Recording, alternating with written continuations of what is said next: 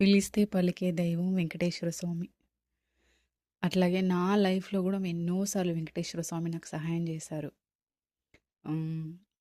మీకీరోజు ఒక మంచి స్టోరీ జెప్తాను నేను. అంటే పూర్వం కొన్ని సంవత్సరాల క్రితం వెంకటేశ్వర స్వామికి ఒక గొప్ప భక్తుడుండేవాడు. కానీ వెంకటేశ్వర స్వామికి ఎప్పుడు ఆయన ఏమీ అడగలేదు.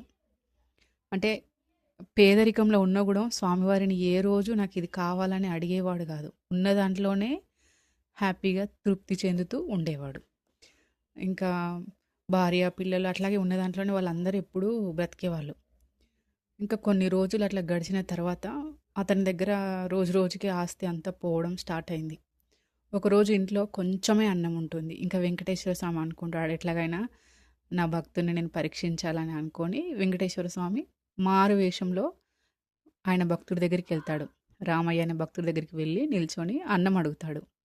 అప్పుడు రామయ్య ఏం చేస్తాడంటే ఆయన దగ్గర ఉన్న కొంచెం ఫుడ్‌ను గూడా ఆయనకు ఉంచుకోకుండా ఆ ఫుడ్డుని తీసుకొచ్చి వెంకటేశ్వర స్వామికి వేస్తాడు.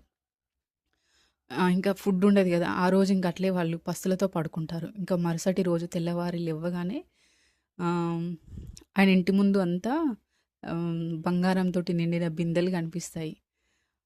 అప్పుడు రామయ్యకి అర్థమవుతుంది ఇదంతా స్వామివారి మహిమ అని.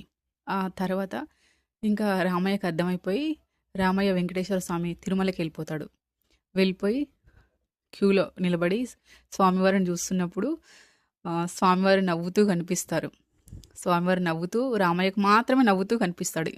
ఇది నిజమండి. చాలామంది అనుకుంటారు తిరుమలలో అంటే తిరుపతి వెంకటేశ్వర స్వామి ముందు నిలబడ్డప్పుడు ఆయన మనల్ని చూడడని అనుకోవద్దు. మనల్ని అతడు భగవంతుడు మనల్ని చూస్తూనే ఉంటాడంట.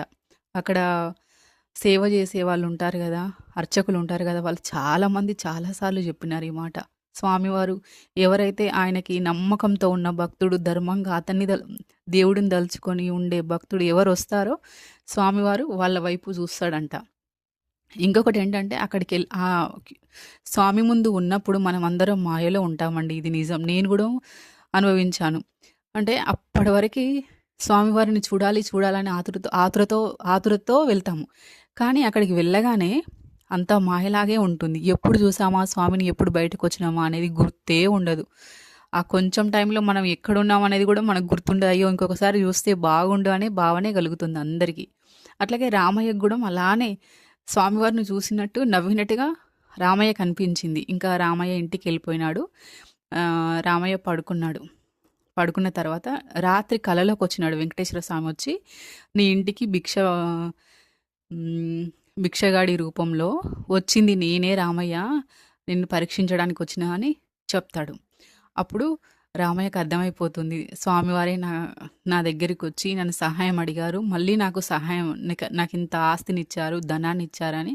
అప్పటినుండి రామయ్య ఏ రోజు గర్వంతో, అహంకారంతో, ఈర్ష్యతో, అసూయతో, ద్వేషంతో ఇవన్నీ ఏమీ లేకుండా ఇతరులతో మంచిగా ఉండడం అలవాటు చేసుకుంటాడు. ఇంకా దాన ధర్మాలు చేయడం గూడా అలవాటు చేసుకుంటాడు.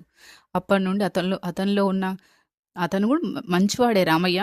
కానీ వెంకటేశ్వర స్వామి భక్తుడు. అప్పటి వరకు ఆయనలో ఎక్కడో ఒక దగ్గర కొంచెము ఏమన్నా చెడు గుణాలుంటే అది గూడా వదిలేస్తాడు. వదిలేసి అప్పటినుండి అందరితో మంచిగా ఉండడం, అందరికీ దాన ధర్మాలు చేయడం అలవాటు చేసుకుంటాడు. అంటే ఈ కథ ద్వారా మనకి ఏమర్థమైందంటే, పిలిస్తే పలికే దైవం వెంకటేశ్వర స్వామి. ఎవరైతే ఆయన్ని ధర్మంగా ఉండి, ఎవరైతే పిలుస్తారో వాళ్ళ ఇంటికి తప్పకుండా వెళ్తాడు. ఇది నా లైఫ్‌లో గూడా ఒకసారి జరిగిన సంఘటన. అసలు నేనే కొన్ని సార్లు నమ్మలేని సిట్యుయేషన్స్ నా జీవితంలో జరిగినాయి. అంటే వెంకటేశ్వర స్వామి, కృష్ణుడు వేరు గాదు. ఇద్దరూ ఒకటే. అలాగే అమ్మవారు గూడా నా జీవితంలో ఎన్నో అద్భుతాలు చేసిందండి. నిజం. మీకెవరికైనా ఏదైనా బాధ ఉంటే వెంకటేశ్వర స్వామికి పూజించండి, ఆరాధించండి. అంటే దేవుడిని నమ్మడానికి, పూజించడానికి డబ్బులతో అవసరం లేదు. భక్తి ఉంటే చాలు. మనం ధర్మంగా ఉండి భక్తితో భగవంతుని పిలిస్తే పలికే దైవం వెంకటేశ్వర స్వామి. ఇది నా జీవితంలో ఎన్నో అద్భుతాలు జరిగినాయి.